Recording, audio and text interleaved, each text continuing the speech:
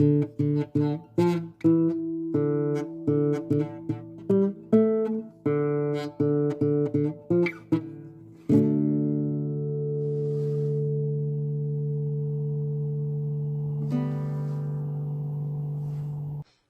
and welcome back to the Cellblock Scorch. This is Octo coming at you for episode 235A.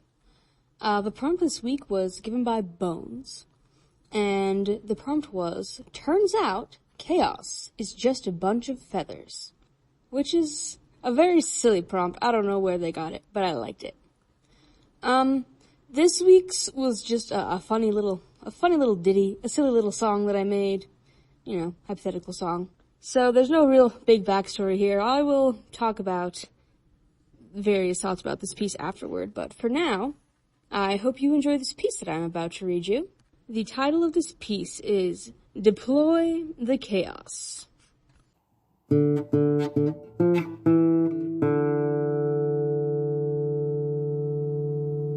Tana's portion of the plan was pretty simple.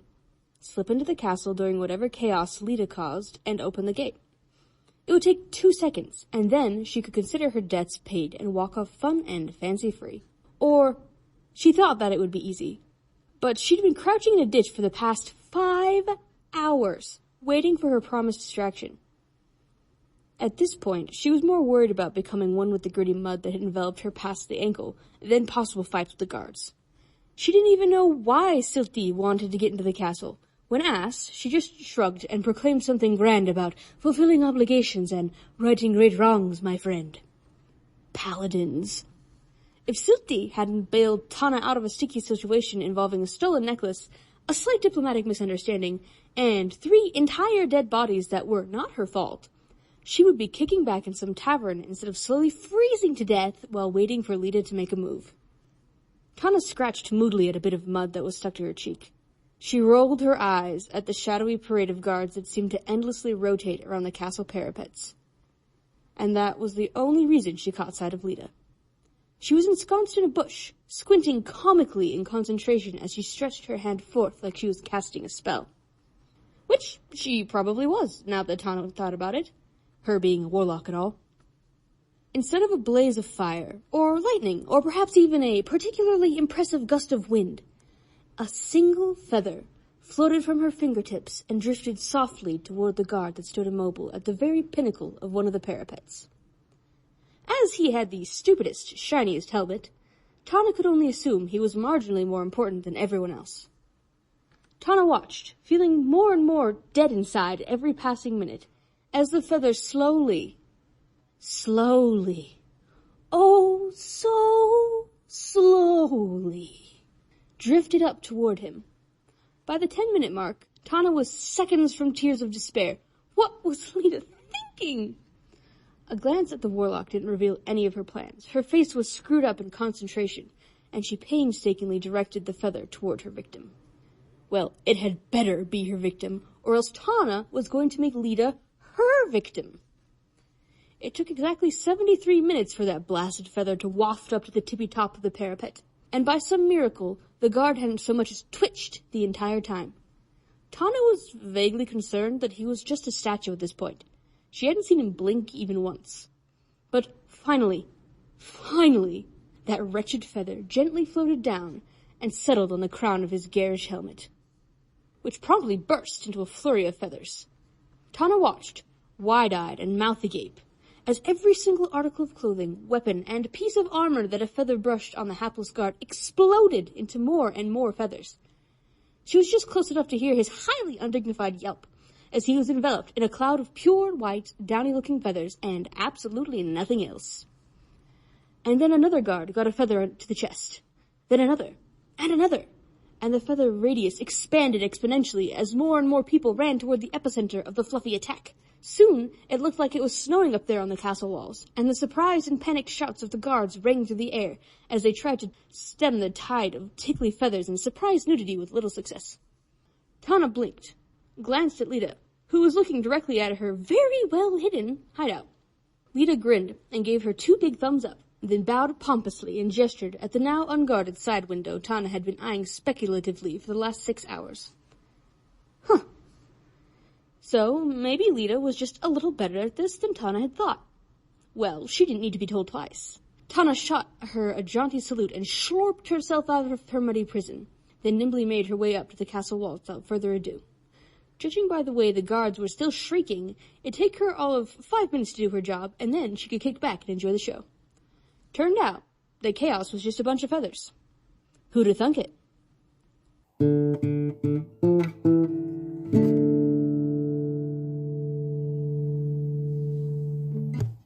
Hey, it's Bones here with Judge Comments. This week was so hard for me to choose a winner for because Octo and Styx both wrote fantastic pieces that were such different vibes. Styx's was funny too, but it had a lot more of a serious lean to it. It's super cute, and I would absolutely recommend checking it out on the Patreon. It was really hard for me to choose between those two, but I think in the end, Octo's just manic humor won this for me. The build-up being so long and drawn out, and then everything just exploding all at once had me cackling, and I guess I was just hankering for something dumb and funny that day, which I am most days, so that probably, has something to do with it. But yeah, this was just a delight to read, and Styx's was also a delight to read. I would recommend going and checking it out. And that's all I had to say, so I'll give you back to Octo for her comments.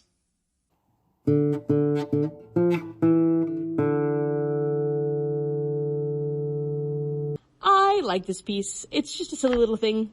I can't remember how I came to the conclusion that feathers should be a curse that just explodes everything you own into feathers, that expands horribly. But it's really funny. And deep in my heart, I'm just a funny little guy, okay? I can write dramatic things and sad things and whatever, but at the base, I just want shenanigans. And that is what we got this week. Shenanigans. This setting is kind of vaguely D&D-ish, got rogues, you got paladins, you got some warlocks, good times. I'm not quite sure exactly what's happening, but that was kind of the base of it.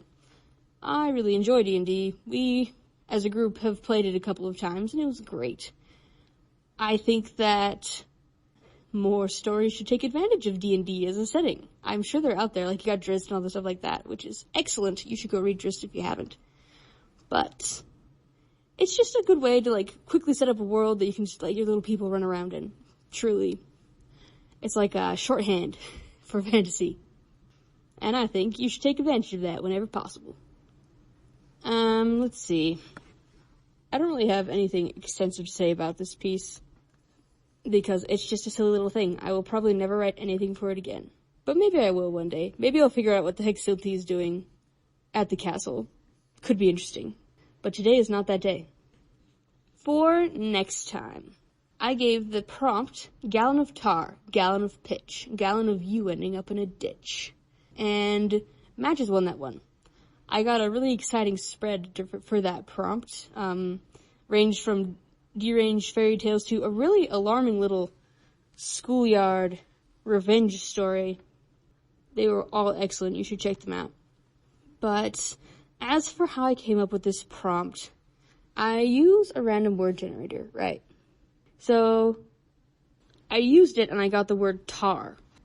And then I was sitting there playing word association games with myself, and I ended up at pitch. And then for some reason, my brain went tar, pitch, ditch.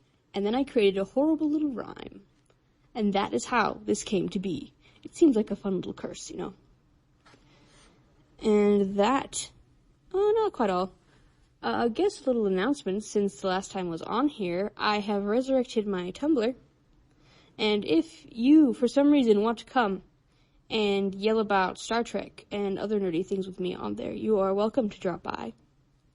I'm currently watching through DS9 and just posting thoughts, so if that is up your alley, come say hi. I'm actually doing a thing. Look at me go. And that, I think, is it for me.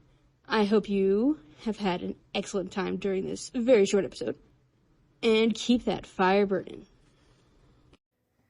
The Cellblock Scorch is a production of Stellarcore, an independent group of nerds sharing their obsessions with the world. We can be reached at thestellarcore@gmail.com, through comments on your podcast platform of choice, our Instagram, Stella_core, and at our YouTube, also called Stellarcore. Follow Cellblock Scorch Podcast on Instagram, or the Cellblock Scorch on Tumblr to see the prompt the day before the episode drops and a quote from each Scorch the day after, with flavor commentary from Red, our social media manager. Feel free to check out our other productions on our YouTube channel, or our cosplays on Instagram. If you would like to support our creative endeavors, you can give a one-time tip to the Ko-Fi of the writer of your favorite Scorches, or check out our Patreon, linked in the show notes. There, you can access the Scorches and episode transcripts for free, or sign up for Spark level support for $5 a month to gain access to our Embers as well.